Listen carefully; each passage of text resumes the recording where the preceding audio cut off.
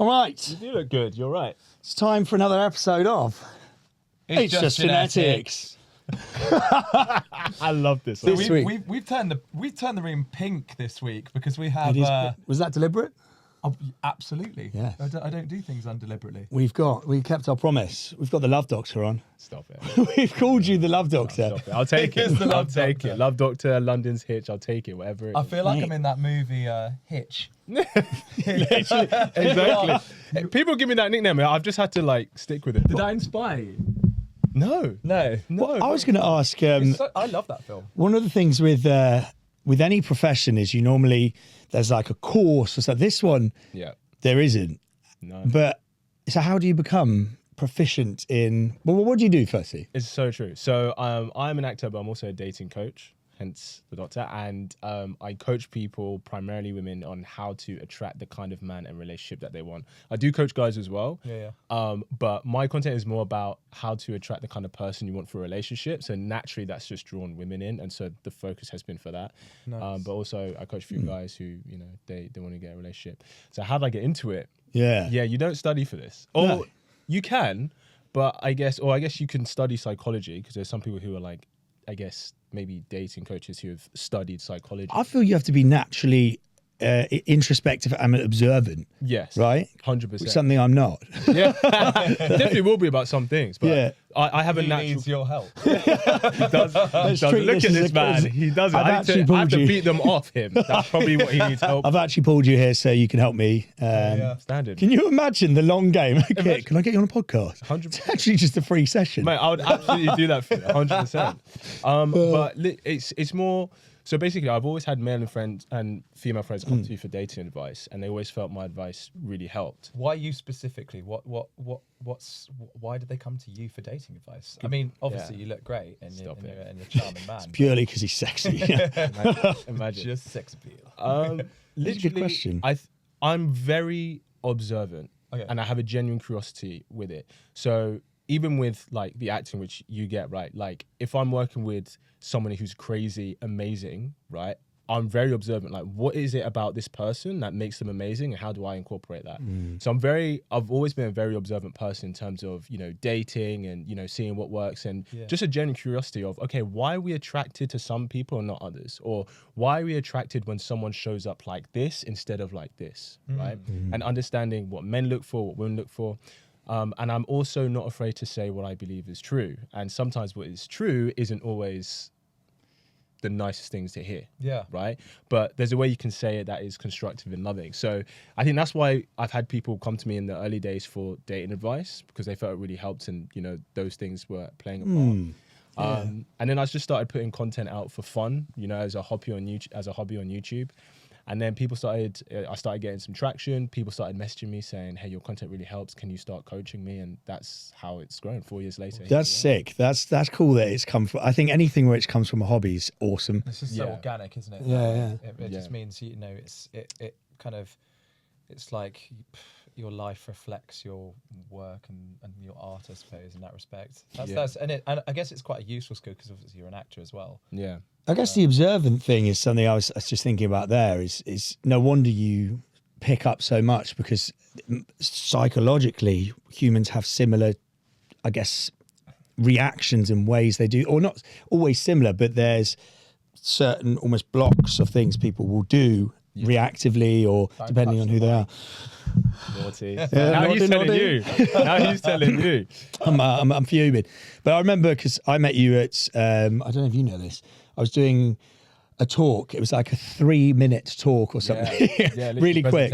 Yeah. And you just picked up on stuff and were like, hey man, I've got to come say hello to you. Like, this guy, for sure. Yeah, it's one of those things, like, and you guys will get it because you guys have made amazing strides in your own professional lives and stuff, that when you see someone who's successful, you see, okay, what is it that they're doing? Why are they successful? Yeah. And so when it comes to like dating, it's like, okay, why do these people manage to find the kind of person and relationships they want, and maybe these people are struggling in certain areas, and then really just take it from there. And I have read books of like clinical psychologists What specific as well. books do you find are the most helpful that's a good for one. that kind of? Yeah, so the books I've read have been like from clinical psychologists. Right. So like Esther Perel, Laurie Gottlieb, another psychologist, Jordan Peterson. I'm currently reading. Yeah, I love Jordan. I actually saw him in concert at the O2 2 years ago. Oh, Yeah, I saw him awesome. at the O2. Jordan Amazing. Peterson. Yeah, we tried to do his accent. Hello, We did this last week. We're like, Jordan Peterson. that was the best we've got so far. Yes. Who else? I'm reading someone called. Don't touch the mic. Don't touch the mic. Yeah, and who is it now? I'm reading a book from the psychologist Orion Taraban. He's quite big on YouTube, actually. What does he look like? White American guy, blue eyes, average looking, like short brown hair. Yeah. Amazing stuff. And I'm about a third of the way through, and I'm like, yeah. And when I like read these books, I don't take it as gospel. I'm more like, okay, do I see that resonate in the reality that we have? And What's if it does, helpful I'm to like, you, I suppose. Yeah. Well, know what I mean? I was saying to Dom last week, the idea of a best practice is best practice until a better best practice comes in. Obviously, it's different for relationships. Purposeful But, practice was the words. all right. purposeful practice. It's very defensive Shit. today. That's fine. There you go. Mine was We got better. Rottweiler in the corner. No, is it because is it me? Am I adding some like toxic energy energy into this? No. I think he's feeling examined. You know, he's feeling I'm Never, prepared mate, to be examined because Dom's people in relationships Yes. tend to discover that they are as good as you at giving advice because they're in a relationship. I've noticed this, and think they are. and they everyone who I know is in a relationship will sort of be like, you should do this. Should I? Should I fuck? like, your relation is not coming to you and yours. You have a great relationship. Really, you should. But there's people in awful relationships, and they're like, you should do that. And I'm like, I'm not going to listen to a word you've just told Because I've me. seen your relationship. Yeah. I kind of see it as like dating and relationship coaching. I say is two different things. Yeah. So like, imagine going for a job. It's like I can coach you how to give the best interview and get the job. But then depending what the role requires of you is going to be different for your job than for yours. Yeah. It's the same with like dating relationship. For dating in general, yeah, there's general things that will definitely work in getting what you want in dating. But when it comes to relationship, that's a lot more specific for Yeah, people. it's almost like short-term, long-term mindset with those things. That's right. Well, they said there's I don't know how you do a study on this, but I remember, I think it was in Gilly when I read it in Bali, that after the 2-year point, they did a survey on thousands of people or a study. When it gets to the 2-year mark, that tends to be where relationships either fall to bits or they require work. Yes. And if people don't put it, and if you look at past relationships and things like that, you look at the 2-year mark, you're like, oh, things did get difficult then, didn't they? Yeah. And I thought that was really interesting. The honeymoon period completely wears off. Yeah, there's the book I'm reading, Ryan Taraban, he says what happens in those 2 years is when we like meet someone, we get so excited, right? We don't realize we do this, but we subconsciously fill in the blanks we don't know about them. Yes. And we build this fantasy idea of who this person is. And within the first 18 months to 2 years of the relationship, that fantasy is slowly destroyed because everybody's a human being and no one's perfect. Yeah. Matthew McConaughey said that on Chris Williamson's podcast recently. He said, we like the honeymoon, we've got like the max voltage, you're giving your best and you come back from it and you're basically trying to scrap to stay alive, to be like, why is it not as special now? Yeah, And you're like, well, yeah, you kind of got a warped perspective where everything was rosy for two weeks. Well, how rich you are. Yeah. And I kind of feel that fits where my last relationship was. I was I was living in paradise. It was like you'd walk 5 minutes from the flat and there's glorious crystal clear waters. Yeah. You're sort of having a cocktail every day. Yeah. So you're kind of living the idealized. I mean, you even came out and stayed for a day. You mean he came out? I was like, really? This is news? Exclusive. Fair play, man. Those fellas are going to be married. I was like, does your girlfriend know? This is news to me. No, I think what you did was See? really interesting to me. You took that that kind of mindset of like when things start to get imperfect and they crumble around you, and I feel like you've projected it onto your actual dating life. And so if someone shows one moment of like being of having like, I don't know, a little dent or something, you're just like, I'm out. Yes, bye. the red flag comes out. Yeah. What's So- your thoughts on that? On what? On the fact, so that I think what we're going to do is just run through our experiences, because that's kind of what I'm like. It's like I'm always searching for a reason not to go take a next step. Yes. There's always something, and it could be small. Yeah. But I'm like, no, that's a red flag. Absolutely. I know best. And it's Yeah. like, was it? I'll probably say, I think it's always good to have like 3 to 5 like non-negotiables, and then everything else, be flexible. I'm not saying you have to accept everything else, but be flexible in that, because part of it is, especially if you're going to be with this person long term, it's like even this podcast, right? Or like, you know, running a business, which you do. You're going to have different roles and responsibilities and what things you contribute to the relationship. And you may pick up for the areas where they're weak, and they may pick up for the areas where you're weak, right? So I think a lot of times the illusion of abundance, because we have dating apps and social media and stuff, the illusion of abundance can make us very quick to dismiss. Some people you should dismiss straight away, right? Because like, you know, this is just not my person, or there's some, you know, there's some bad vibes and energy and toxicity there. But then I guess differentiating between, is this bad or is this just a preference of mine? Does that make sense? Yeah, absolutely. As a What spot would you on. say, like, from all the people you coach and talk to, are things that come up like over and over again the most like Prolific. the most pertinent things that keep, you know, circulating? What are the most common problems, I suppose, that you come into? Very good question. Yeah, 100%. So the most common problems for men and for women is different. So the most common problem for women is getting commitment and serious investment from the guy that they want. So a lot of women can meet and date a bunch of guys, but they can't get serious investment. Like that face he was putting there, because he's like, oh, what? I'm the guy they don't get serious investment from. What are you talking? Mate, shut up. Exactly. For guys, it's they can't even get a date with the kind of girl that they want, because we used to live in a localized dating market. So like, for example, the girl from Norfolk, she would pick a guy from, you know, her small village of Norfolk. Sure. But now we have Instagram, dating apps, technology to travel where we want. So now that girl from Norfolk, she can match with the hotshot lawyer from London, the producer from LA, the business owner, you know, in West London, the beautiful actor who's doing West End shows, right? So Good. Yeah, True, right? he's very good, isn't good. he? It's true. I feel loved. Take my money. It's true, mate. It's true. No, you're right. I think that's something. For example, if you look at Hinge, which is the worst dating app of all time, because you never get it, and you get I don't use what is effectively the Instagram Reels bit, the bit which shows you everyone, because there's never anyone who's, let's be honest, to your standard. But then you go on the highlights bit and you're like, oh my God, they're all amazing. I've only got one rose. Yeah. What do I do? And so it's like that kind of, makes it harder to pick. Yeah, and if I'm gonna be honest, right? So that experience that you have, right, makes complete sense, because look at you, like tall, attractive, confident guy. He's got it, right? Most guys, their experience is very different on dating apps. just genetic. They're like, It's just genetics, It's just genetics, guys. It clearly is. Yeah. Most guys really struggle. They don't get any matches at all. Yeah, I think I saw. That's an actual thing. Like, but the guys are, you know, not coming from like, oh God, but like there are people who are genuinely really. There are people who don't get matches. Yes, Dom. It's very hard to say that without sounding like a wanker, because it's.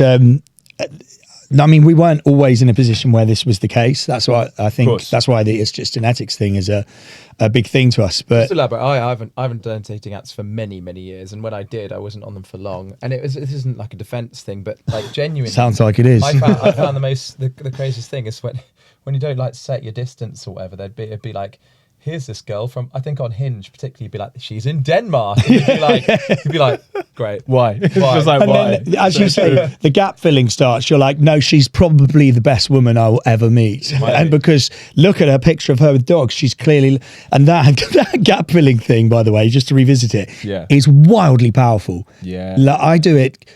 You will have met them once, and you're like, well, it's how AI makes mistakes, isn't it? Because AI has been shown to fill the gaps in knowledge with like approximations. And it's why you have to check over, if you chat GPT your way through life, you have to check it over, because a lot of the time the AI is just filling the gaps where it misses them. so everyone on LinkedIn. Just everyone. Wow. Yeah, it's true though. Most guys struggle. Like statistically, I think this is from the stats from Hinge, Bumble, and Tinder, like 2018 maybe. So men swipe on average 50% of the time, right? So out of all the guys, on average, they swipe Wow. 1 and 2, right? Women swipe on about 5% of the time. Have you seen there's a reel I saw recently? I love how I just assume people will have seen the reels I've seen. Probably have though. I'm still interested in this 5%. That's Go for it. But this leads into that. There's a guy and he's created a fake female account and he's got his account and the guy they go on the females and it's like match. And they go on the dudes and he's had not a single one. 100%. So one thing I always ask when I have, because you know, with my podcast, a lot of time I have like female guests on, right? And when I say like, no, you know, like most guys are struggling. They're like, no, the guys I date, they have so many options. I ask them, I'm like, okay, out of a random 50 guys who maybe approach you, right? Old, young, fat, slim, all colours, creeds and backgrounds. How many of them do you actually look at and go, oh, I like the look and vibe of you enough that I'll go on a date with you? They all almost always say less than 5. Really? But the caveat is that the same 5 guys that you choose is the same 5 guys that she chooses, right? So if you take like an average of like 10 guys, right, and 10 women, chances are 7 or 8 of the women will want the same 2 or 3 guys. So that writes off a huge number of what are the kind of like features or things that they find about these guys that usually seems to pop? So okay, so let's good take question. Good question. So let's take, for example, let's just take height. Right? Let's just take height. So many girls like, I want a guy who's 6 foot and above. The memes for this Right? are absolutely kill me. 100%. Statistically, do you know how many guys are actually 6 foot It's and like above? 1% or something crazy, isn't it? It's 18% of men. Oh, I got that. 18% of men. I'll cut that. Pro science right there. But like just on height, 18%. right? You've eliminated 80% of men. You don't even know if he's straight, if he's gay, if he's single, if he's age appropriate, if he wants the same things as you. So like here's the thing. If you take a guy who's 6 foot, which is about 18%, if he has a nice smile, cut that in half. If he's good looking, cut that in half. If he's successful, cut that in half. If he has a great body, cut that in half. If you apply all those metrics, you're looking at a very small percentage of men, which these two lovely guys are clearly in. He's trying to get in our pants. Of course. Right? I'm just going to use you and then ditch you. But you're right, because He's it's a fuck boy. You don't go near him. it's probably more than all those things you mentioned as well. It's probably cut it by 80% or something, because let's be honest, that's especially go around London, 100%. which is, wow, that pretty much puts you at the most, it's like winning the lottery. Yeah. And then you say that's how girls, well, that's the general consensus is how women seem to approach men in general. And I don't know, I gather it probably varies from place to place as well, but they have very like specific tick lists that they're going through. Why height? Why is that in our society? Because a lot of the women might be like 5'5", yet they need someone who's 6 foot, when really 5'8" would be like a trophy. Is it like a trophy thing or like a protective thing? It's like, I think it's partly protective. It's partly status thing as well. We naturally associate status to people who are taller.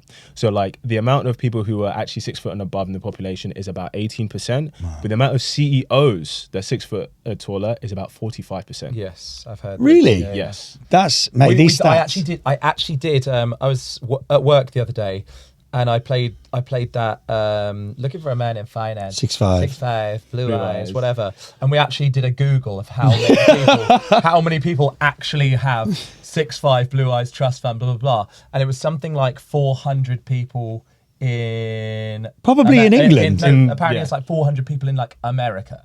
Yes. It was like all. It's not point. Not 1%. Yeah, like 6'5" is very figure. tall. And we were just like, you're looking for like air. Yeah, this has played a massive part. And it's not nice to say. This is one of those truths that's not nice to say, but it is true.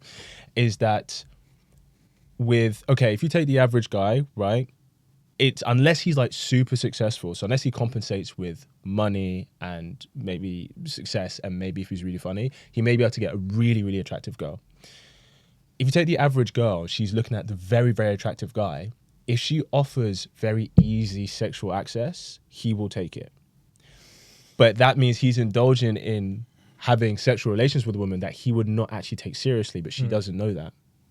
And so what has happened a lot, because we live in a sexually liberalized society now, is that a lot of women will be giving physical play to guys who would never actually consider them for a long-term relationship. But they keep doing that and they think, oh, all I have to do is lock down one of these guys. Right. But they're mistaking his sexual investment for real investment. And that's part of the work that I do, how to recognize when he's actually investing in you properly. Right. And I guess from what I've got from you already, you talk quite just objectively with no judgment on all of this, which must be very helpful for a lot of people. I think, you know, that I find particularly the moment judgment comes into play, and you too, that it then starts putting all sorts of different skewed pressures and changing your perceptions on things. And it's I guess people find the comfort in talking to you because it's completely unbiased, and you don't, you know, you're outside of that. You probably don't know most of these people. Yeah. I think a lot of people, and we can all be guilty of this. They say, oh, well, it should be like this. And I'm like, I'm not here to tell you what it should be. I'm just going to here to tell you how it is and how to get what you want. Yeah. Right? Because it's so easy to be like, oh, well, it should be like this, and business should be like this, and data should be like this. I should be able to, etc. But it's like, look, it's not. Should's a perspective thing as well. It's a perspective. It's very, well, not all the time, but a lot of the time it's assumptions. And a lot of the time when people say, oh, it should be like this, it's because the should they're saying it should be like favors them. Yeah, only a Sith. So true. Do you know what I mean? Yeah. Deals in absolutes. Only a Sith deals in absolutes. Yeah. Absolute. Star Wars. So this is what the part of the podcast where I go, case study. Woohoo! Ollie is our case study today. This is not planned. He did not plan this, but I planned it. I knew he wouldn't. Ollie is our case study.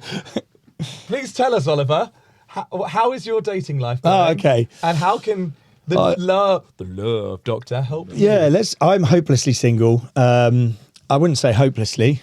I would say just did. relatively hopeless. It's nothing to do with the way you look or No, I know. I think I'm a tricky case. So I think you need some tools. Yeah, I think there's only one person for the job. well, even when I've been out with you, this is something my dad first pointed out. He would sort of go, Did you see that girl looking at you? And I'm like, what? No. And he's like, she was in Kit's. You've done it like 2 or 3 times. You're like, have you seen that girl's looking at you? And I'm like, nope.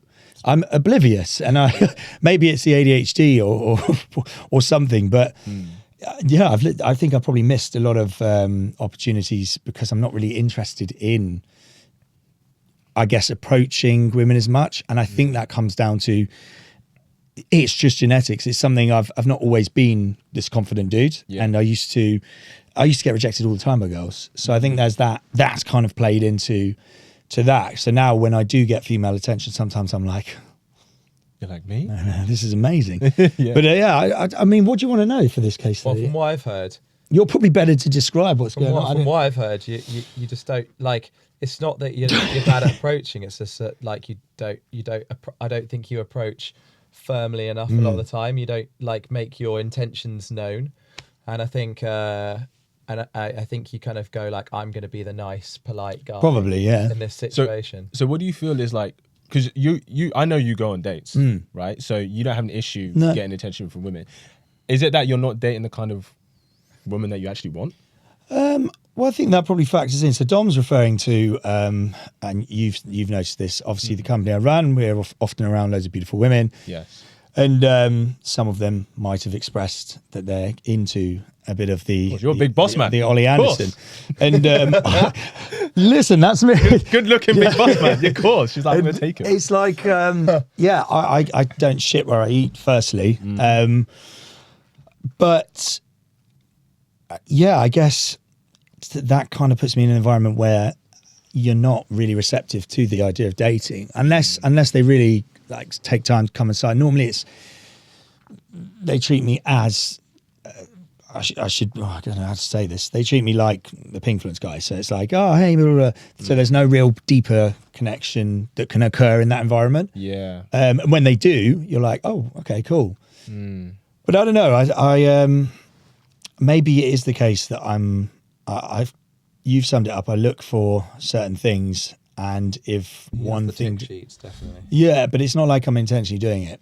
Yeah. Like I saw a girl. It's hard to tread around this because I know with social media, a lot of people are going to see. Well, to be fair, not a I'm lot used to just saying it how it is, so I know I'll help you out. If there's something I Yeah, feel like you're trying to say, I'll say it for you. Perfect. So I'll get the heat. Yeah, it's just like, for example, what I meant is that there's, for example, say I've dated someone, don't follow me. So I have to be cautious on this. But yeah, for example, I went out with one girl, understanding from my perspective that it was always going to be like a less Chilled thing. Yeah, Casual. Yeah. casual. But then I clocked, rightly or wrongly, I think there's a bit more there for her. So I'm like, pull back. And then recently,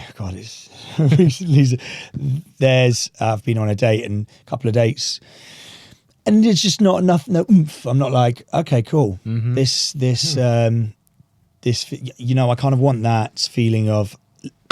Yeah. So I what haven't had that for a while. So what I would ask you is, are these women that obviously that you're dating for you? Is there obviously you go on a date because you find them really attractive? Yeah. Okay. So the oomph isn't coming because for you maybe you're not connecting with their character. I guess yeah. But I don't know, mate, if I'm honest. Yeah. Because one thing I always say, I say this to women I work with as well, is that we can have anything we want, but we can't have everything we want. Great saying. Great. So it's like, so for example, it's very common women will say, oh, well, if a guy's really attractive and successful, he's, maybe lacking in his character development. And I'm like, well, yeah, maybe because he's gotten by on his looks and his success. Same with very, very attractive women. A lot of very attractive women get by on their looks. And beauty is more powerful in women than guys. So a lot of really attractive women can get by in life, at least initially, purely in their looks without guys ever saying anything, because it's like, I'm just so glad to be here. Well, that's a great segue into my experiences, because I have been able to date some really gorgeous women recently. And you're right, the super, super beautiful, the ones who were clearly blessed. And I find very quickly, not always, I'm like, oh, there's not much for us to, not that there's not much there, that I'm not. Quick disclaimer, beauty is in the eye of the beholder. Beauty is in the eye of the beholder. Very true, though, it is. Coming It from is. a beautiful man himself. Exactly. This guy, it's like friends are like mirrors, right? I'm so glad I've got you, Kit. I'll give you, Kit is you are one of the upstanding gentlemen that I've met recently. 100%. It's very rare to meet people like you, man. So I appreciate it. Now you're making me blush. Yeah, These are very high pedestals to fall it's from. an echo guys. chamber. Exactly. We're setting us up. And we are putting this on social media. Yeah. But I think that I find women who go the fuck after it, I'm like, that's sexy. And I'm in a sort of, I guess for me, it's a very niche. It has to be in an unapologetic way, because I find when someone's sort of tippy-toeing around, or I'm trying to think of it as the example, like maybe with their success is sort of like a bit, as like it's kind of just happened. It's kind of like, no, fucking own it. Like, you've done really well. I love the fact. It's a weird niche to fall into. Yeah. You know what I mean? Yeah. Can I ask you a question? We're gonna be so real here. So we all have like an area, everyone does, of like a minimum threshold in terms of our attraction to someone. Right? Yeah. He's so nervous right now. He's No, I'm not nervous. I'm being a voyeur. I'm just observing in the corner. This is not nerves. This is absolute just like and it's like viewing. Kit is about to get us cancelled. I can't wait. But there's like a minimum threshold, right? Yeah. So we're like a minimum threshold of who we like are attracted to, and then we date within that threshold, right? And then when we get someone who's on the higher end, we're like, oh, freaking amazing. You are, right? aren't you? You're like, this is amazing. I used to give so many wrongs. so Many wrongs, right? Literally, just because of those green eyes. God damn it. Damn. But what I would ask you, because just speaking plainly, obviously, no surprise that a lot of women you've dated have been gorgeous, would have been maybe somewhere in the upper half of your threshold. When was the last time you dated a girl that you were like, oh, I have a level of attraction there, but I'm not like blown away?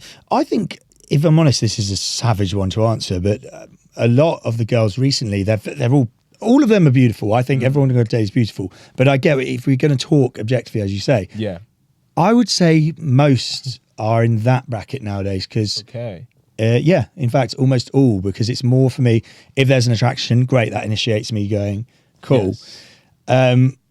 but it's not like I'm actively going, oh, she's not super hot, so that's great. Do you know what I mean? Yeah. And I know you said that recently. Yeah. Have you felt more of a connection with them, or just no? You're still having the same? No. No. What is making you choose these women? Well, I don't really date that much, so actually thinking about it, I'm not going to talk about the most recent date, Yeah. because obviously that's not very respectful. Yeah. She's amazing, by the way. But the past ones, you see, I can only think of two. That's how little I've been dating. Dom, what would you say from what you know, you're- Ollie? What in terms of Like, I think everyone thinks I hold back. Dom said it, Reyes said it. okay. I think maybe I there's... don't think it's holding back. I just think like when it comes to actually like stepping off the ledge, you kind of just go rather not sacrifice my peace That's for something for something that could potentially disrupt my peace. Yeah, because I think that comes from the traumatic Ex. things you've been in. Right. Because it does you know, I've come out of relationships that I've found very like traumatic, and then Excuse me. and then just it's very difficult to go, God, I want to be in that position again. Yes. I think the I'm a glutton for punishment, so I'm like, okay. well, yeah, I think it's like obviously the last big relationship was ended really quite savagely. It did one fuckery of my head. Yeah. And then I started seeing this girl in London who she was like fit as hell. And she basically listed on like the second date, tried to ghost me, and I sort of did hey, listen, feels like you're pulling away. If so, let me know. If not, I know what he's talking about. and she listed a load of icks effectively. She just ran through the scene, did this, and I was like, of course, at the time I went, well, I change. couldn't believe it. I could not believe a girl had listed her icks for my brother. I was like, And after That sort is of, And you said she was like super attractive. she was gorgeous, like rocket. the number of wrongs. This is you what I'm forgive. saying, Yeah. man. And at the time, I was like, "Oh, she's right." And then I had time to go away and think, and I was like, "You're projecting your insecurities onto me there." 100%. And Yeah. It's very obvious from the outside to in watch retrospect, that, but, like, it's always obvious. you were very happy to suffer. You just forgive so much because she was so hot, and I was like, "This is amazing." She could have been the biggest prick, and I wouldn't have known. Yeah. I'll be. I had a reel that was posted recently that's doing quite well in numbers, and it was that the happiest people in relationship I saw this. are people who are just above average. Because they're not beautiful enough to get access to people who are really, really attractive, right? Yeah. So that means that they have to work on their character to be the kind of person to want to be in a relationship with, and they attract that kind of person. It sounds logical. It sounds like an absolute recipe for like cancellation. Just even talking about this stuff, but I love how candid. Well, I you was are going to about it. ask. I appreciate that. I was going to say because if you were going to get cancelled, you would have. And I think you have this very good ability to, state it so objectively that people can't go. Because obviously, there's going to be people who disagree. Sure. But I think the way you phrase things, particularly on your reels, it's stern, it's confident, and it's sort of. Yeah, obviously there are beautiful people who are happy in relationships. You're queuing us up for cancellation. You know what I mean? There are beautiful people in relationships, of course, but this was actually based in a study that the people who are most satisfied in their relationships by societal beauty standards were more average looking. Okay. There's nothing wrong with that. But it's more about, I think what that's a nod to is saying that when working on your character is a necessity, that actually betters your life a lot of the time. And if you can get away without working your character, which some people can, they don't. Right? And I they guess as they grow older changed. as well, that's going to become an issue for Path them of down least the line. resistance. Yeah, it's really interesting. I was having this conversation with someone the other day, talking about the time where things, I suppose, particularly like love or like success falls into your lap. Is actually when it doesn't fall into your lap. It's when you're working on yourself, but kind of paradoxically, you're not actually thinking about doing it for that reason. You're just doing it because you're just you get a kick out of doing it. It gives you that rush. Going to the gym, like gives you that rush all the time. And the seeing progress. That is the power of All consistency. All that stuff then that is it's like the law of attraction, isn't it? You start attracting people who are mentally likewise, and that's it. Like the typical archetype of like my client is really attractive woman, very successful, Nice. Is it? Yeah. Okay, cool. And like they're at that point where they're like, okay, they're getting a lot of attention and stuff, but they're just not getting what they want. And for us to do that character work, it takes such a level of awareness and ready to make that change. But the most important thing, this for everyone, is taking accountability. Boom. We are all responsible for our results. All responsible for our results, right? We've all been dealt different cards in life, 100%. That is true, right? There's some things that are out of our control. But ultimately, especially if you're living in a Western country, the level of freedom we have, what we can do now, if there are things that you're not getting at the moment, 99% of it is down to you. And you can find answers to pretty much anything on Google, Instagram, ChatGPT. Yeah. And whether it's maybe the right or wrong answer, it's still something you can use to propel yourself forward. So this podcast is called "It's Just Genetics." It's just as we're all aware. genetics. So what are certain phrases that have been said to you before? I'm sure there have been a few. Yeah. That have discounted the person you potentially Discredited. the person you are. Yes. And like, has it changed you and made you the person you are now?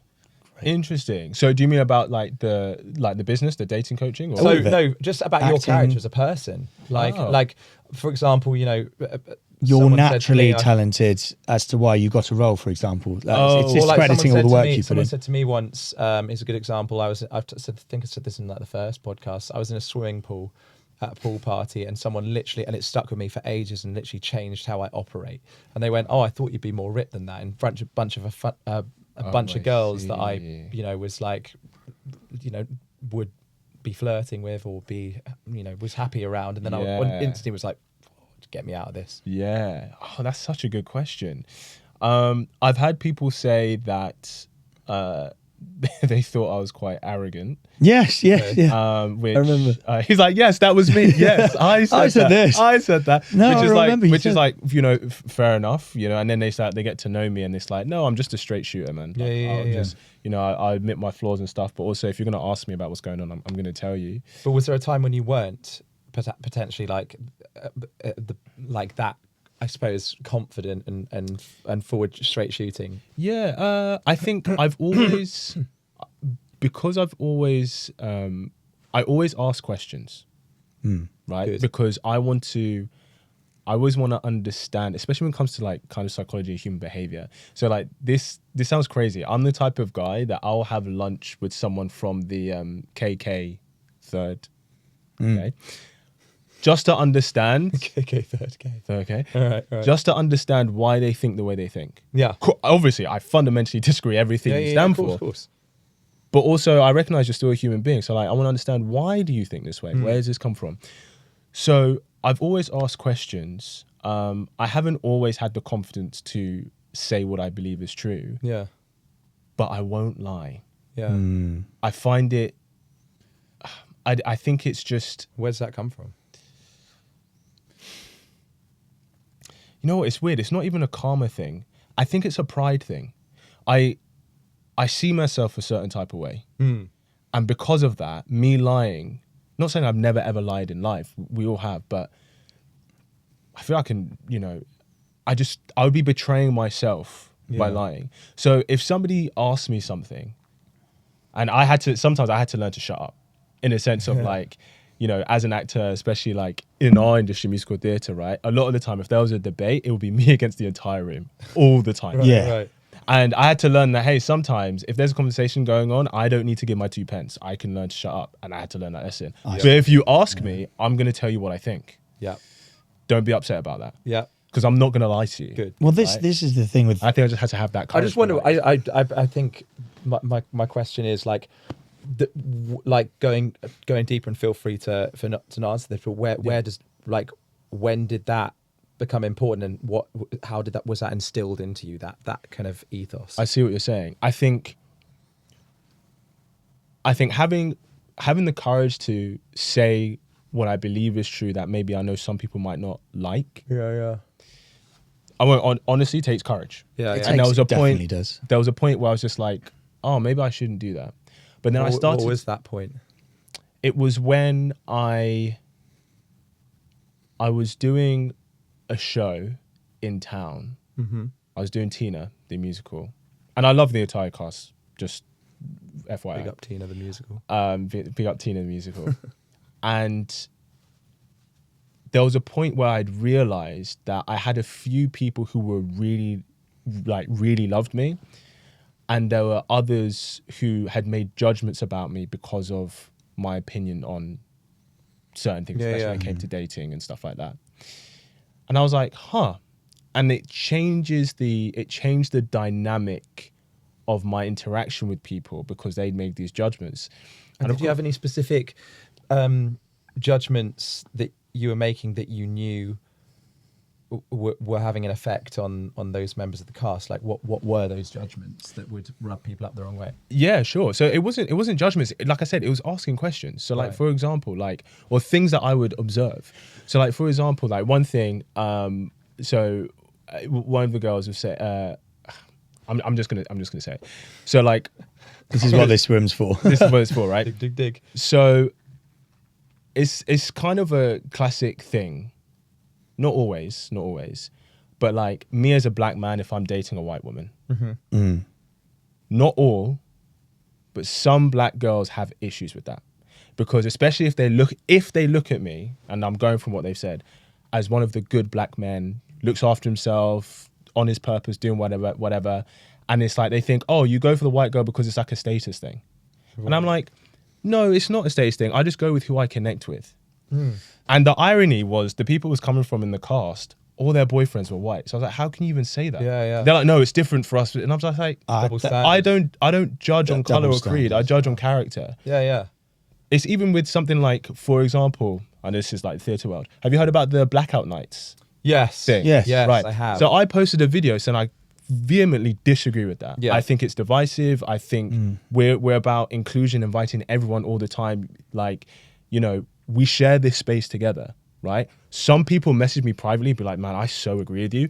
And then other people publicly would be like, how can you say that? You know, black people gone too, blah, blah. And I'm like, but we need to lead by example. It's like picking the side of safety. Do you see as well? That's the problem with is the people who agree, particularly around race. You have to be very fucking careful because there's, and I genuinely believe the idea of what people believe racism is vastly different from person to person. Sure. And that makes it very complex straight away because someone might have a different, and for whatever reason, they might have a completely different view of what is classified as racist. And that instantly puts difficulties. And you've got the people who have one view, will say it silently because they know if they put it online, they will get the public outrage. And it makes it very hard to speak on a topic unless you're prepared for that complete backlash. And then that limits being able to discuss it and people learn as to why these people might have that opinion and why people, and that I think is one of the biggest problems with social media is the cancel culture. I think it comes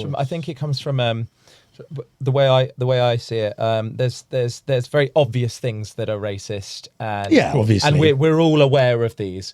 And I think it's very important for us to educate ourselves, particularly on certain words or phrases or things that perhaps are offensive or upsetting to a member of another race or another culture. I agree, but I do think there's a level of exploitation of the grey area that happens quite regularly, and also just people's need to come across intelligent or in a way that or more powerful. It's almost like taking the moral high ground, not out of a certain belief, but out of just because they want to feel bigger and better. Well, also and I'm talking about this from all races, all sides, not just race, any topic. It's that there's a complete ignorance from a lot of people around loads of topics, but because they have a small nugget of information which other people were outraged about, that is their opinion now. And I think that's where you have to sit back and go, as I've had some amazing discussions with you about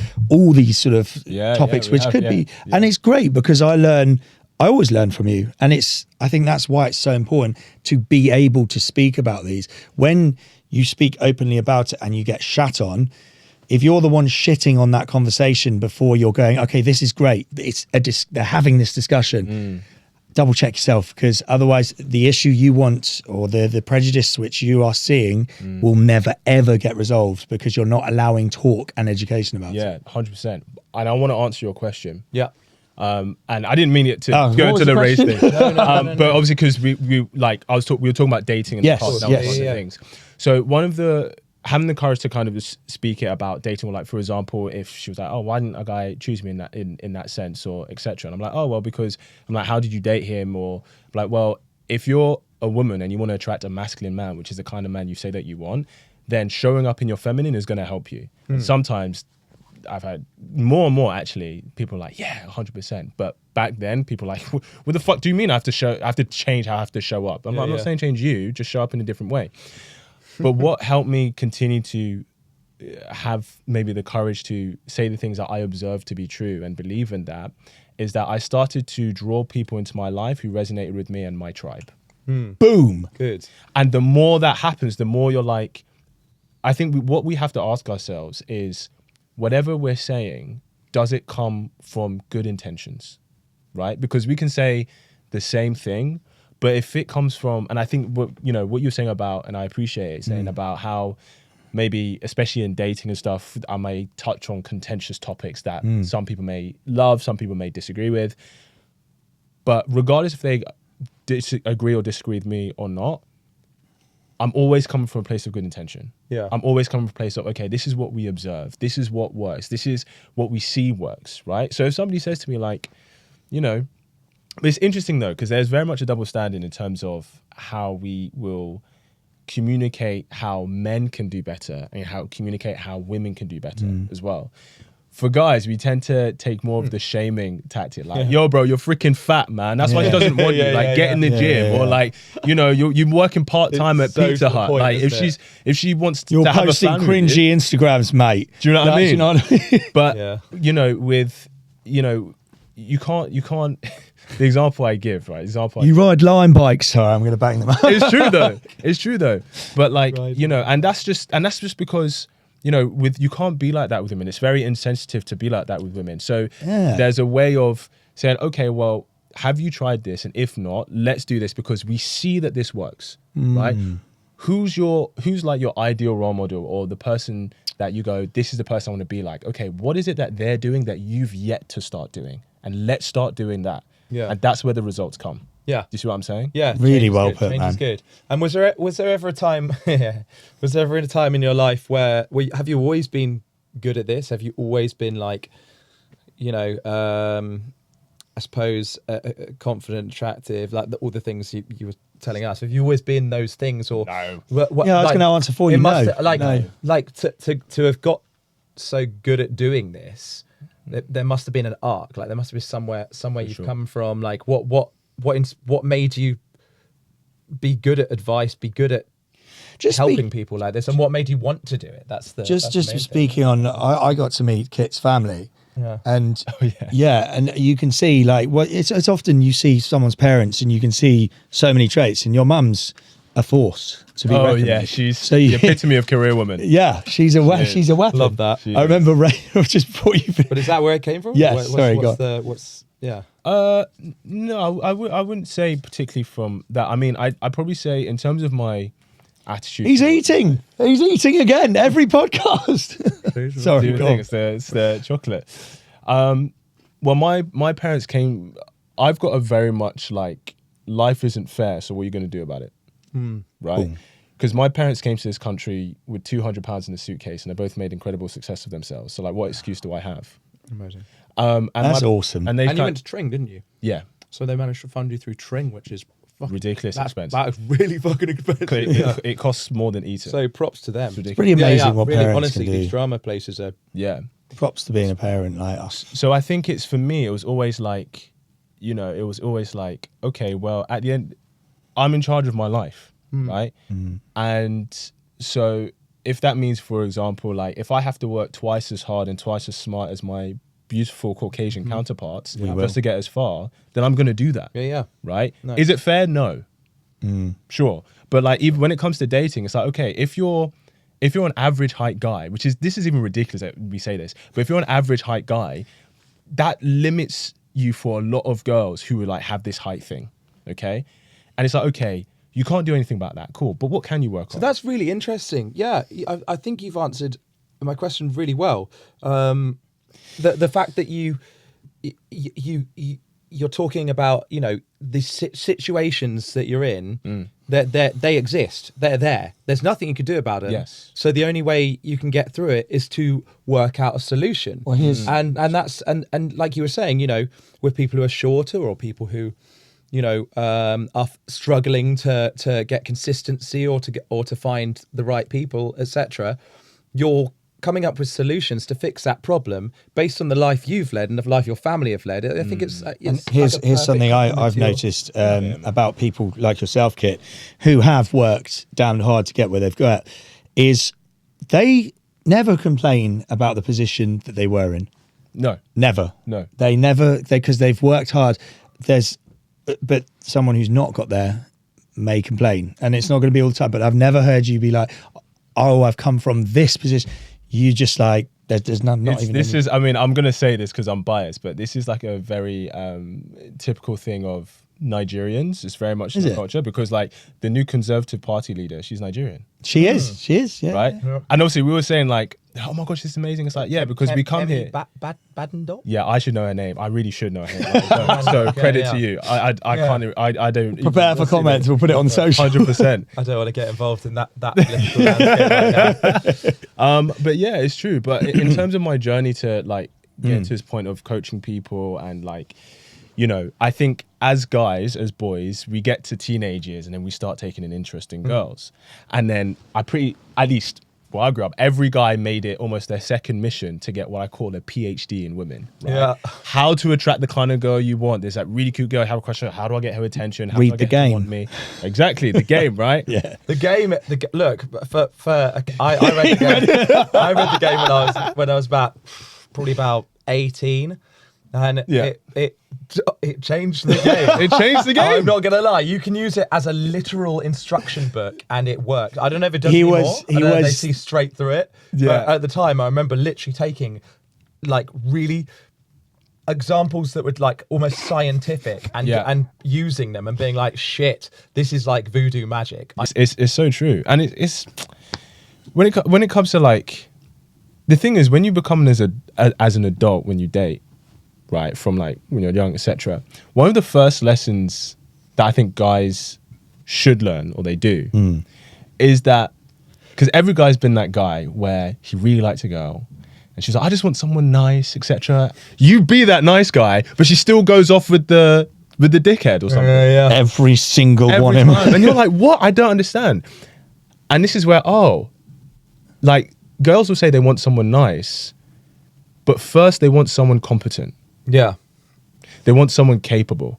That's the attraction trigger, right? Interesting. They'll stay because he's nice. But if you're nice and you're not competent or capable, you don't have that attraction trigger. Nice it is doesn't such an help interesting word, isn't it? It's such a grey area word. And I think a lot of guys take it as like being nice is like complimenting, you know, being like, but like their idea of nice is by, you know, buying gifts, doing really nice dates, blah, blah, blah, blah. Have But the you reality read- is being nice, I think, should be translated to being authentic. Because if you then switch those words around, like niceness, like authenticity breeds that nice behavior, but nice in terms of it's got a body that's Nice is more- misconstrued. I think nice, people think, and particularly growing up, you think nice is this. It's almost like a soft, fluffy, wet blanket. Like it's not. So there's a. Have you read No More Mr. Nice? no one wants to no one I wants haven't. to I know it though. So No More Mr. Nice Guy. Yeah. It's Fantastic amazing. Book. Yeah. Really? I Okay. encourage you to read it. I'll do It this. alerted me after my breakup to where this night, because I want to be the dude who's like,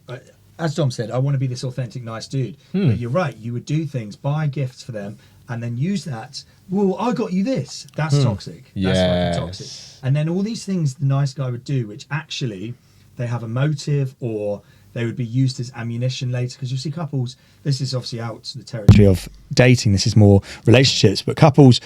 Well, I did this for you, and it's like you fucked it immediately by doing that because you did that for her. Yeah. By doing that, proved you didn't. 100%. There's something I said the other day on Instagram where, if I say I love you, Yeah. and you don't say it back, and then I have a go at you for it. When I said I love you, that wasn't authentic. Yeah. So true. Exactly. Right? Because what that actually is, and people do this a lot in relationships, if I say I love you, the reason I'm saying that is because I'm communicating to you how much you mean to me. Yeah. Whether you say it back or not is irrelevant. Yeah. But if I'm saying it to you, you don't say it back, and I kick off, right? That's manipulation. Because what you are actually doing was, I'm saying I love you because I'm seeking reassurance. It's transactional, isn't it? Right? I'm seeking the security and reassurance that you love me too, right? And so a lot of the time we can do that in relationships, right? Which is comes what you're saying, like, oh, well, I did this for you, I did this for you, etc. Now, I think it's a beautiful quality to be generous in that sense, 100%. But you need to have a standard for that generosity. What do you mean by standard? So what I mean is, like, when you are, so for example, like when you're dating, right?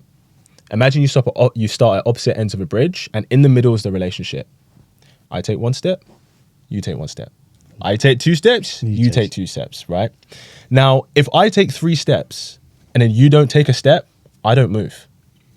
No matter how much I want to do this for you, no matter how much I want to text you, etc., right? Relationships are built off reciprocation. And this is, I'm just going to be honest, right? Generally what works in dating works in business. Right. Right? If you're not selling something in business, it's usually because of 2 reasons. Either 1, you need to improve the product, or 2, you need to improve the marketing. If you're generally a lovely guy, the product is there, but the marketing needs to be improved. So it needs to be a standard in how you show your generosity. And are there any like direct, like, I suppose, the game cheat codes to make that happen? Yeah, so I would say it's mainly reciprocation. I think as a guy, we should initiate, make the first move. I think that's really good because women a lot of the time like that, right? So that's only going to help you. But make sure the energy that you give is reciprocated, because if you overgive, and this goes for women as well, if you overgive, right, even though you're being a great person, immediately that person values what you're giving less, right? I guess if you set it up like in a kind of, it comes down to that video I showed you last week where this girl, we might dropped it. She goes, I've stopped giving energy that's not matched to friends. If someone gives you 20%, you give them 20%. And I think it's such a great way, because the toxic part I was just describing of No More Mr. Nice Guy is you're giving 100%, but they're giving 70 and you're being bitter about it. Yes. You give that 70, as you said, you're not setting expectations, so there's no toxicity to it. And I think that kind of fits. That is exactly it. Because when you are overgiven, they're not matching that, you do become resentful. It's hard not to be, yeah. Well, how could you not? Because it's like, I'm doing this because this is how much it means to me. And so you not doing that is you telling me that I don't mean as much to you. So what if you, because I'm someone that I love doing nice gestures for my partner. And if they don't come back, as you're saying, but I want to keep doing it, how would you navigate that? So I would ask, are you in a relationship or are you dating? Let's do both. Start with dating. Yeah. I know relationships is not technically what you're. Yeah.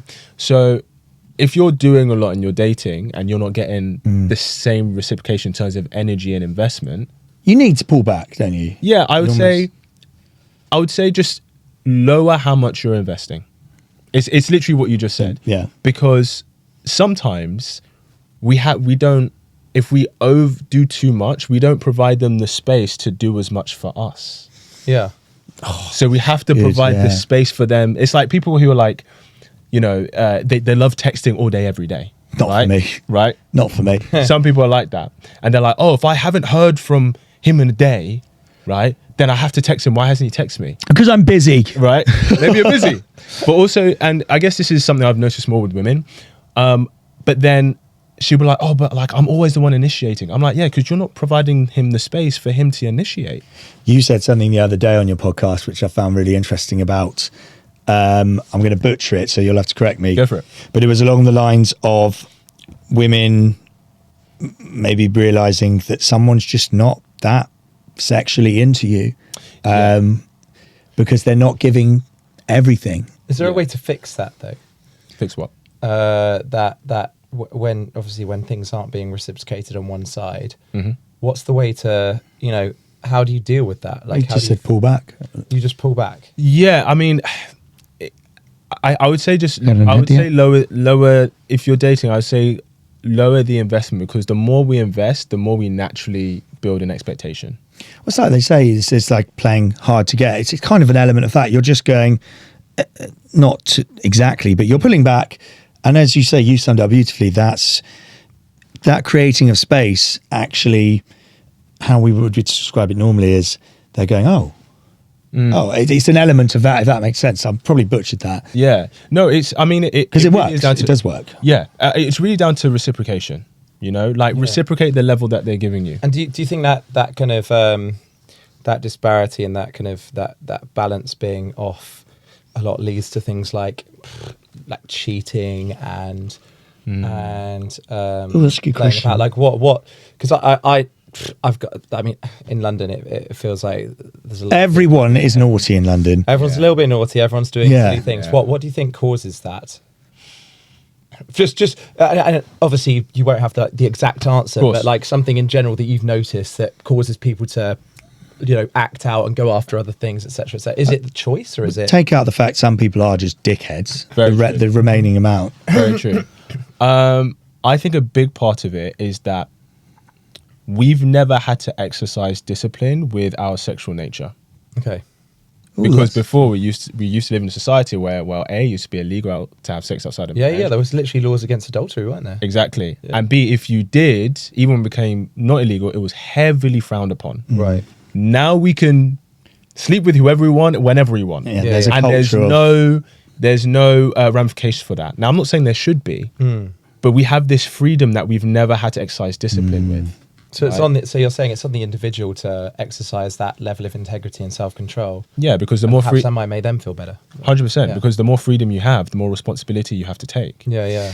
No, that's a great. I love that. Yeah, we'll use that. Here's something. So my friend Jade, Dom, and I were just talking openly, like how me and you do, talk openly about our feelings around women, around anything. Yeah. And we're talking about. I think I was just talking about a girl I'd been sort of dating, and she was like, "Oh, I wish more men were like this." And I was like, "What do you mean this?" And she was saying, "Well, like actually worrying if the girl's texting back and blah, blah, blah, blah." Just actually I'll list them properly. Worrying if the girl's texting back, sort of wondering what they're up to, those kind of things, like a general, rather than her interpretation, which is all guys are just like, "I don't give a fuck."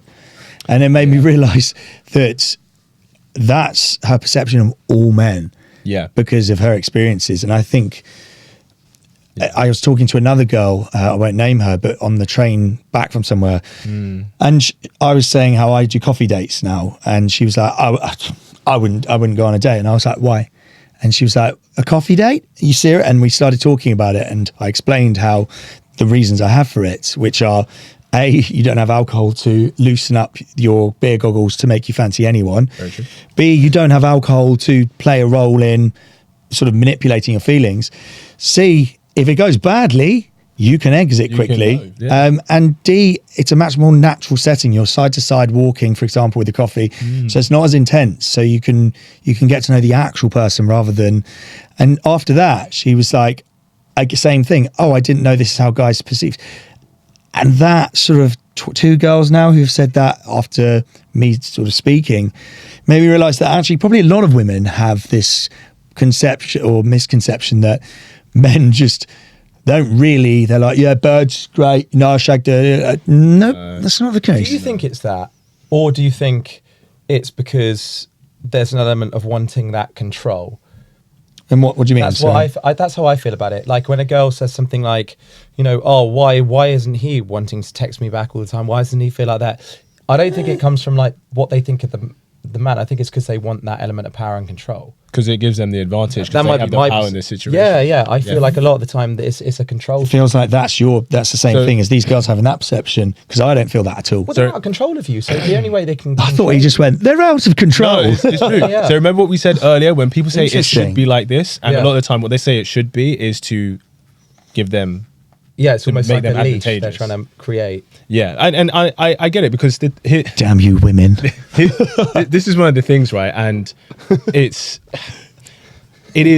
is incredible satisfaction in having power and control in a situation as a human being. Yeah. But from a lot of women that I talk to and who I coach, they want the man to take the lead, which means actually the person with the most control in the situation is him. Yeah. Right. And it's not about controlling you or anything like that, but the person making decisions, providing the frame, etc. You know, you're his confidant, all of this stuff. So it makes you feel safe and a little less like right. If I'm gonna if I'm gonna make you feel safe, right, then I have to if I'm gonna take that responsibility, there's an element of authority that comes with that. Right. If I'm walking back with you, if we've just gone on a date or you're my girlfriend, if I'm walking back with you from the station to, you know, to mine, and she's like, oh, I really want to go down this shortcut, which might be a darker path, but I'm responsible for your safety, right? As the man in your life, I'm taking responsibility for your safety. And if I say, okay, I get that, right, and I hear you, but we're going to take this route because I believe this is safer. If she's like, okay, no, but I still want to go down this route, it's like, okay, cool, we can go down this route, but I'm not responsible for your safety anymore. Yeah. Because responsibility without authority is slavery. Right. Oh, that's a good one. It's true. Yeah, you're right. Spot on. So, and now here's the thing. This is one of the things that initially, when maybe, not all actually to be fair, but if a few women hear that, they're like, what do you mean authority? What do you mean he has authority over me? It's not about authority over you, right? But if somebody who is responsible for something aspect of relationship, then they take leadership in that part. Right, you can't say you want me to protect you, but I feel we're going to get called Andrew Tate, and I'm nah, never. Come at us, man. Okay, I'll take the heat, not these beautiful You'll boys. Take the heat. I'll take the heat. I'm trying to think of some of his awesome quotes. Good looking, charming, funny. Fuck you. It's just endless. It's yeah, endless. I can't think of any quotes. Guys. And he puts the pointing his toe. I had a bar this morning. It was fucking fantastic. Look at these dirty socks. Ew. Yeah, but it's true. But equally, I would say, you know, for the guy's side as well, it's like, you know, sometimes guys will say, oh, you know, like, I really want women to be feminine, like they're not feminine, etc., etc. Right? But it's like, okay, but you also need to provide a frame for her to feel safe, because that's when the feminine comes out. It's almost like that balance you were talking about. It's that if you want someone to be more feminine, maybe be more masculine. 100%. I'm understanding this reciprocation thing a bit more now. You're right. It's like if you put out certain traits, you'll get traits back. It makes a lot of sense, and I think a lot of people come from a place of selfishness. It's like, yeah, I want this, but what are you doing?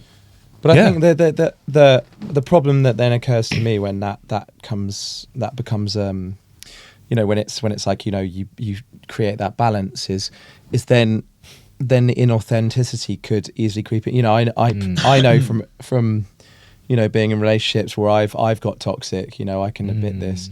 You know, I'm sometimes very good at manipulating, and it's something I got to be aware of, because once you know that and you know these things, then you really can start to play the situation, and you can become quite. How do you stop that from becoming inauthentic and keep it, you know, and keep that balance? That I guess that those reciprocal traits, not forced and not deliberate. I think you would need to ask yourself, like, why am I doing this? Yeah. Am I doing this because I genuinely want the person to feel good and I care about this? Or am I doing this because I feel like I'm going to get something from them? And I think a lot of quotes unquote fuck boys, as you said, they've been blessed with an easy ride, and a lot of the time they get things so easily. And as with power comes great responsibility. Love how that's the only quote I can munder up. It's fucking Spider-Man. It's true though. That doesn't come from Spider-Man though. It's something I saw it the other day on. Oh, don't ruin this for me. In a movie. No, did you watch Heretic? I literally watched that last night. When Hugh Grant goes, and she goes Spider-Man, and he goes out with the actual person who's who said it. I literally watched that film last night. Isn't it great? He's so good. He's so good. Very good in that. Very good. Jamie did an interview with him once. I hope he doesn't. Shout out Jamie. Hope he doesn't mind me saying this, but he went to see Hugh Grant, and obviously he's a big fan of Hugh Grant, and he panicked, and he went, "How do you feel to be in London?" And he went, well, it's my home. And then just went, and apparently he was just like, Oh, bless him. That's Jamie's, hilarious. I see him every fifth reel. It's Jamie Lang's one of his podcasts. laying. Laying. And every single one, I'm like, it's funny. It's funny. Like, he is very funny. He's very Yeah, good. yeah. So shout out 100%. Jamie, come on the podcast.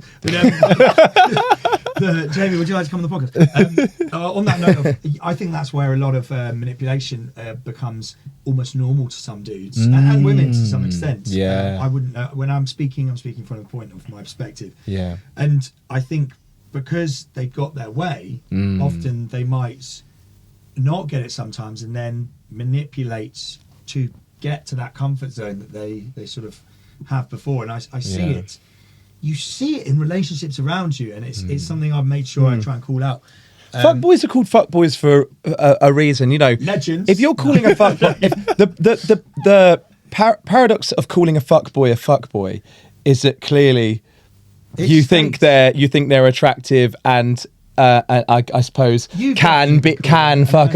I can in quote unquote fuck. Yeah. And so you know, if someone calls you a fuckboy, you have to ask yourself, are they actually insulting you?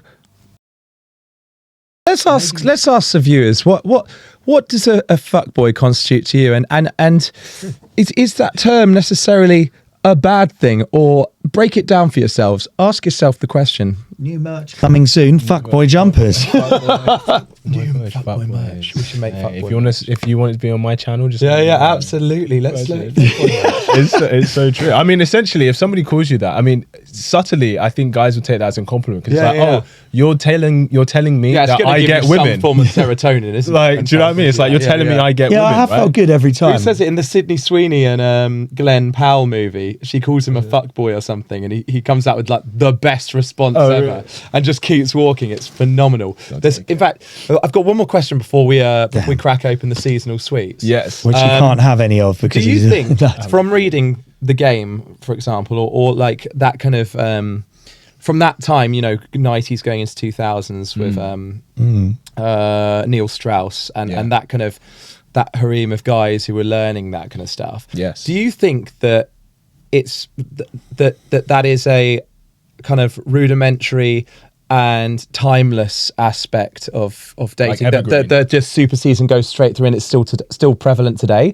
Or do you think that things have developed or evolved, like the game has changed? Do you think it's that could apply to today? Great question. Absolutely great question. I'm going to say that I do think it's evergreen mostly. Yeah. I do think it's still relevant today and will be for a long time. What parts particularly, just to have interest? Well, I haven't read it, but from the interviews I've watched of Neil, Yeah. a lot of it is to do with how to build attraction as a man from a woman.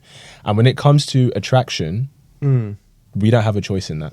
Yeah. It's Like, why are we why am I attracted to this person? Why am I drawn to this person? Right? And then you see people, like, so many people are attracted to this particular type of person. Why? I think it's from me personally, having read this book, it's a collection of stories about Neil Strauss, who meets like this guy called Mystery.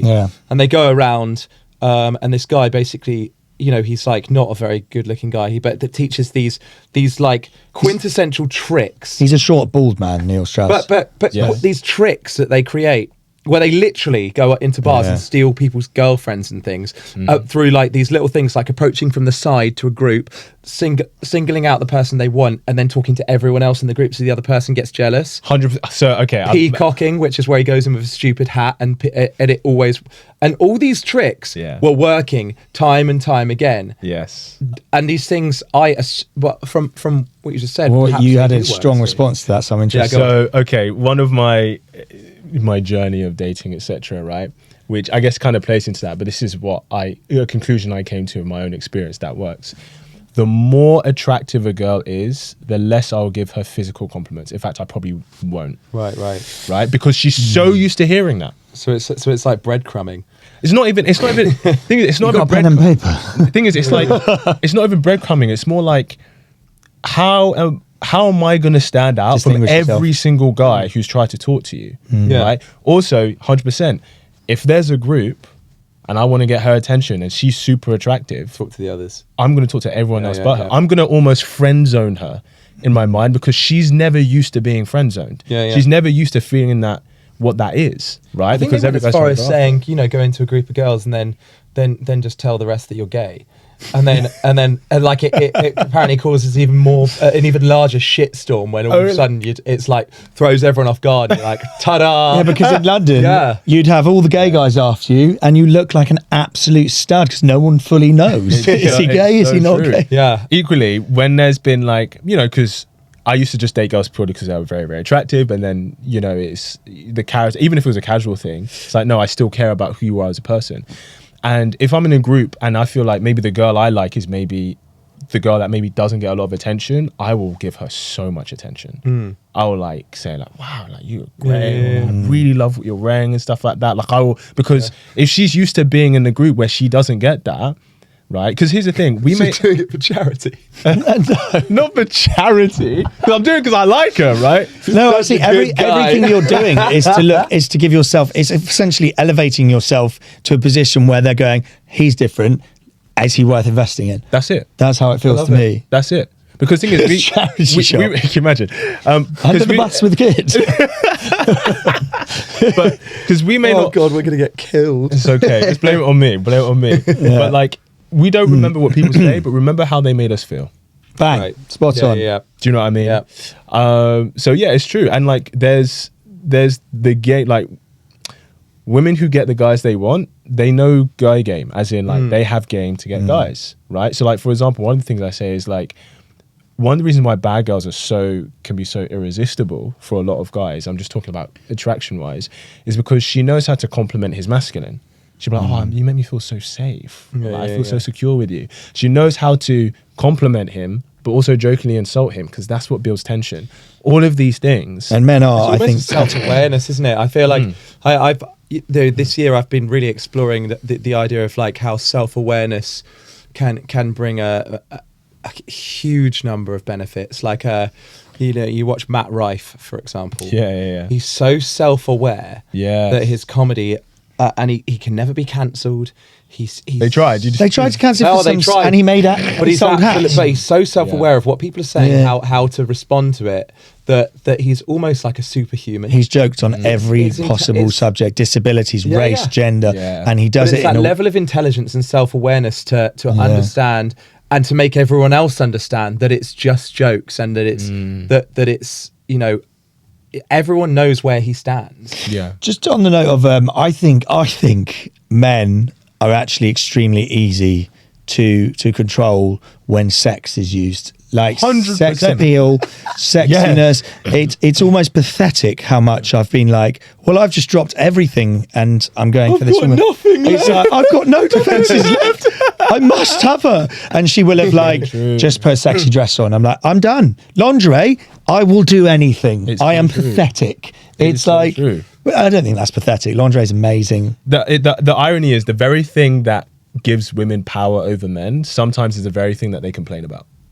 Why is it that guys just want sex? Like, why do they want sex? True. But also, it's like, well, because men have this strong desire for sex, that's why you get in the club for free. That's why when we go on the date, I'm probably paying. That's why, like, if a burglar attacks us, I'm probably taking it, right? That's why, you know, when it comes to, you say, okay, well, these are my standards. This is why I want to become the kind of man who can attract a woman like you, because ultimately, like, physical intimacy is something that is a big driver for men. OnlyFans makes more money than the NFL, apparently. So there we go. That's the reason. Wow. Wow. Yeah, Really? it's Do you remember like when OnlyFans tried to stop the kind of soft porn, whatever. They were like, no, this isn't what we're about anymore, and everyone just went, fuck off. you, because they want to become more commercially viable. And then they were like, everyone was just like, there's no business. OnlyFans outturned NBA players by more than a few zeros in 2023. NBA made I've said this before, 4.9 billion. OnlyFans models altogether made 6.6 billion. That is so I don't feel so bad. That is the power of men wanting sex. So like, you can't, like, come on. I know girls who are making 100k a month minimum on OnlyFans. Take your power. And I know them not because I've subscribed, because I was already friends. like, just to be clear for all you comment warriors. But you see, He's like, prove it. Show me. Prove it. Prove it. So, you know what? So we're going to That leads introduce you. us on to- We're going to introduce you to a segment which Dom actually created, and it's called Seasonal Sweets. Okay. It's where we review sweets. Now you're allergic to nuts, aren't you? So you can't have these. Can't have that one, but I can have Well, that. you this has got nuts in it. It says may contain cereal and nuts. Oh, may contain is fine, but Breno amazing. definitely has nuts in it. Okay, Yeah, may I'm contain. First of all, I'm going to introduce Kinder Bueno eggs to get these out of the way then. Kinder Bueno eggs. This feels like an Easter seasonal sweet, but there are So chocolate by Christmas season- trees traced onto the paper. By so seasonal, Halloween was obviously last month. Now it's Christmas. I'll try. Merry Christmas. And we have a scale. If they are horrible, it's a brother. And if they're good, it's a. I think we've done pretty well. If it's a good Oh, it's, sweet- yeah. But I can't wait to see if it. Yeah. I'm so sad you can't eat these, but we'll eat It's them for okay. you. Thank you. Oh, hang on. This is some ASMR. I've got sugar. It's funny. I'm so bad at it. It's a bueno. But it's an egg form. I feel like, Wait, I'm waiting for the verdict.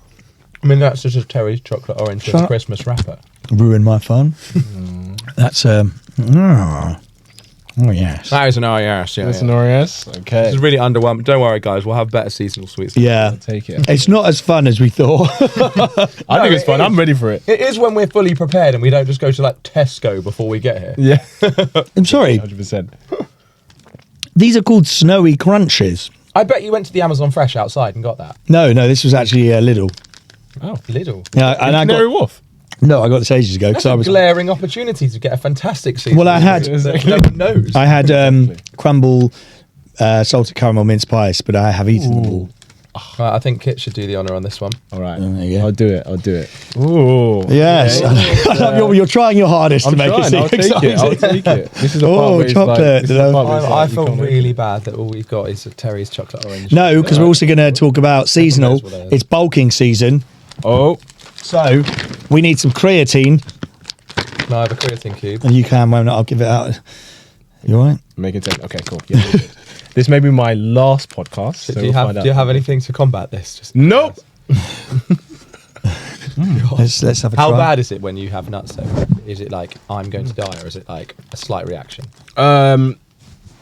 Depends on nut, but it can be so. But I have antihistamine. No, So. it's Okay. nice. Ooh, yeah. So- What is it? What do I say? This is well, no, I love it. Congratulations. you can always Very count gentle. on my man Kit. So we've got a Terry's chocolate orange bar. Firstly, that takes away the novelty of the ball, but it's a very lazy Christmas attempt. This is a snowy crunch. It's basically got white balls Add inside texture it. though. I imagine the texture. We've got 4 in this room. Come on. So it's a lovely smell. I do love it. It's, I want to take a fair chunk Good. because Or like chocolate orange was. I feel like it's an acquired taste. I didn't used to like it. I I've love it. always loved it. Have you? Thornton's, they used to have this. I don't even know if Thornton's exists anymore, but I used to have this chocolate bar that was Does like it? a chocolate orange bar. Mum used to get it all the time for me because she knew I was like a slut for chocolate orange. It's good. You just knew you were a slut. Oh, I got yeah. It's Standard. Who was right? Exactly. I'm going to say it's an 6.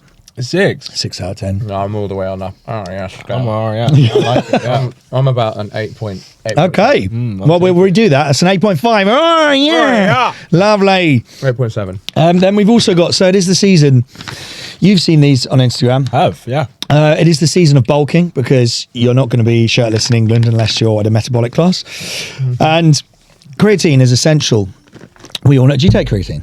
No. Oh, well, I mean, you are massive already, so fair. Not from This this man, guy. every time I see him, This guy. fucking. So creatine, great. It's essential. And I think if you're training, it gives you that extra bit. It will give you bigger lifts. But white powder, it's annoying. Okay, let me rephrase that. I never really understood the point of gummies because I'm like, I'll just chuck it in my smoothie in the morning. When you're traveling, when you're busy, it's actually, you don't want to carry around a bloody tub. It will explode in your bag. Oh damn. So these guys, actually, awesome idea. They've blended electrolytes with creatine. And I think electrolytes are actually one of the best things I've invested in recently, Wow. They've also got magnesium and pink Himalayan rock salt. which is the electrolyte, pink Himalayan rock salt. yeah. Because I think electrolytes, I was asking another brand, actually, Hux, they're also really cool hydration supplement. About why are electrolytes such a big thing at the moment? They're everywhere. Yes, please. And he was saying, well, actually, the move to healthier diets means people are actually getting less salt, and particularly the ones you need. So, yeah, and I've noticed since taking these, my energy's way better. That's not like because we've got the product. Genuinely, electrolytes. I agree. I think the electrolytes and those overload things particularly, and also the Hux things have really... Like I feel a lot more like dingy. And these are like They're like those vitamin tablets. yeah, Hux are quite good. So they are good actually. They're quite unique flavour because normally products come out with weird flavours, and you're like, it's like blueberry and it's full of sugar. This is ginger and lemongrass, watermelon. They're very subtle. And I think if you're health conscious, taking a supplement for your health, which then is full of shit. Yeah, exactly. It's kind of, so yeah, I rate these guys big time. Well played. So let's swing back to like because obviously I think we've been neglecting the fact that you're an actor and you're a very good one. Yeah. What are you up to at the moment? What's coming out? And obviously it's fucking hard right now for all of us. Yeah, I mean, this year's been, to be fair, my business has been kind of taking more priority this year. But I'm in a thriller film coming out next year. Yes, which I can't wait to see this. Yeah, it would be good. I'll definitely let you guys know. Yeah. Is there a title? What's the title? It's called Lure. Lure. Lure. Nice name. Which is really fun to shoot. Did you ever watch Gangs of London? A bit. Got a match on Hinge, guys. It's perfect timing. Come on. He's literally here for 1 hour. Let's do it, Thank bro. you, mate. You don't need me, man. You're good. We should, but yeah, sorry. Yeah. So the fight director on that show was the fight director on this film. So I'm really excited to see how the fight looked in that. That's cool. But I mean, you probably have this, but like I've just been, especially the past few years, I'm just so much more selective about what I'll go in for and what I'll do. And I'm not too proud. I mean, to be fair, the business is doing great now and everything like that, but like, I've never been too proud. Like I'd rather say no to a job I feel isn't going to help progress me and work in a bar for 6 months and then get the right job than like just take a job because it's 12 months work. Do you know what I mean? And what you're doing gives you the liberty to do that. Yeah. Which is good. So auditioning, I literally came from audition today. Oh, cool. What's that for? For good old Hamilton. Amazing. In town. Wow. Hamilton in town. And then I had an audition yesterday as well, which went really well. And then I'm waiting to hear back from something else. I've done some more voiceovers recently of video games, which has been really I remember fun. you telling me about this. Yeah, that's been really fun. Pays really well, man. You should get into that. It's like $250 an hour. I don't have a voiceover reel yet. I need to get one. Yeah. Mate, you literally can use the podcast. We've got access to the studio. Yeah. It's like $250 an hour. Yeah, I'm just not sure how to. This is what how to get a voice reel. Like, what do you do? Do I just go? Fairy liquid is amazing. Yeah, literally. You can do that. Yeah. So I love how I answered that. Exactly. Literally, like, he doesn't even know, and he was like, yes, absolutely. But to be fair, the video game stuff, I got to say because I did send in tapes for them like over the years. And it's only the past couple of years that they've started using me because they've got my 1,000 tapes and like the different kind of voices. What kind of characters do you do? I've done like dwarfs. I've done like elves. That's so cool. Did like a French chef. And am I right in thinking those go upwards of 300 quid a day easy? $250 an hour. So you get $250. You get $250 per session. Wow. Right. And if you're only in for the hour, you get paid for that hour, obviously for the whole session. And if you're in for the whole day, that counts as 2 sessions. Right. So one session would be like maybe 9:30 till 12. Second session might be like 1 till like 3:30. I reckon we should definitely. Yeah, we could talk about this. Yeah, we should, man. Because we're actually running out of time. I've just got some social stuff I want to do. Yeah, go for it. Have you got, leading on from this, any hilarious stories of dating / relationship? Because I've got one. I've got a few. Yeah, you go. So, I'm already off. my ex used to smell my when I got home from work to make sure it didn't smell like pee or soap. This is not your story, is it? No. Oh, I was like, what? Sorry. You went in so hard with that. I was like, this needs to be elaborated on. It's like, someone sent that in. And I found it on Reddit. Oh, wow. That is wild. That is insane. And then I've got another one. How would she do that? It's like, how? Just go for a sniff. She's good. She's probably sleeping. She probably pretended. Good thing we can edit this We've podcast. loosened Dolly up. Well, I love it. I've had some chocolate now. I'm ready. He's ready. My ex, not mine, just to say, my ex found out Found out my rebound had pierced nipples. Completely normal response. She pierces hers, shows up at my apartment, climbs up to my balcony and waits for me to come home topless. Not weird at all. Wow. I mean, she's trying hard to get you back. That's, what happened? I mean, there? and again, he probably went, okay. Yeah, of course. He was like, Yeah, I'm in. we'll do Yeah, that. yeah. And then posted on Reddit like, crazy woman. Oh my gosh. Wow. That's Do you want to read that last one? I can snippet this. When I was a teenager, I had a GF. At her B-day, I decided to throw her a huge sweet 16th as a surprise. For about a week, I was talking to her sister and her mum, almost completely trying to get everything organised. No. One night, I'm at home sleeping and she snuck in and tried to bite the head off of my penis because she thought I was cheating on her with her mum and sister. I now have scars of her teeth just under the head of my penis. No. Amazing. Do you reckon that's true or not? I don't care if it's not true. That seems far too accurate to not be true. There's a lot of detail in that. Imagine. You've got so much work coming up for you. Clearly. Like, yeah. Literally, I'm like, wow, this is great. Wow. Oh my gosh, that's that. intense. Okay, we have to hear a funny story from one of you two. Come One on. of us about dating. Go on. Yeah. You'll have a. Oh, God. Oh, that's I'm going to do it. good. So, on my... Oh, God, I don't know. I'm going to say it, but I don't know if I'll post it. Hit it hard. So I I was on a date. We were sort of in the seeing each other phase, and we were out at a club, and she sat down and she goes, hold me, I'm going to pass out. And I was like, what? And she just did.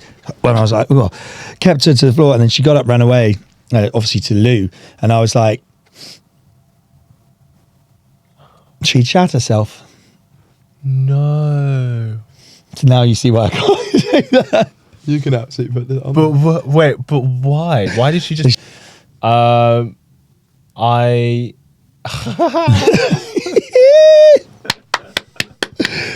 can't say that. You can, because I can then edit it out if you want it to be. I won't post without your permission.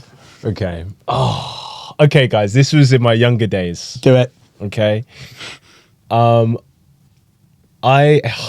who knows me already knows where I'm going with this.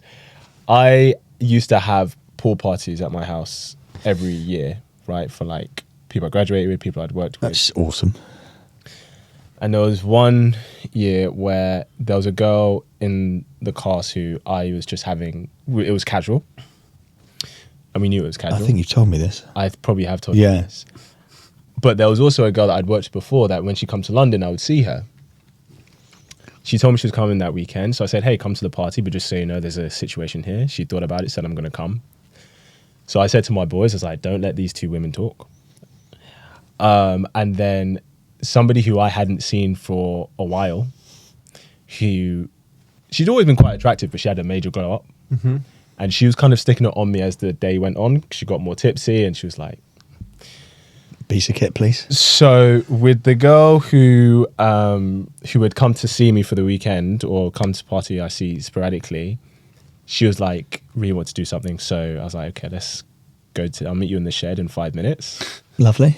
In the shed? So I did the rounds, met her in the shed, stuff went down, and then she had to go because she had work the following day, so she left. Right. And then the girl who I hadn't seen for a while, who was really sticking it on me, long story short, we ended up starting sleeping together, having sex in the downstairs bedroom. Mm-hmm. The girl I was having something casual with walks in on us. She's like, Kit, what the fuck?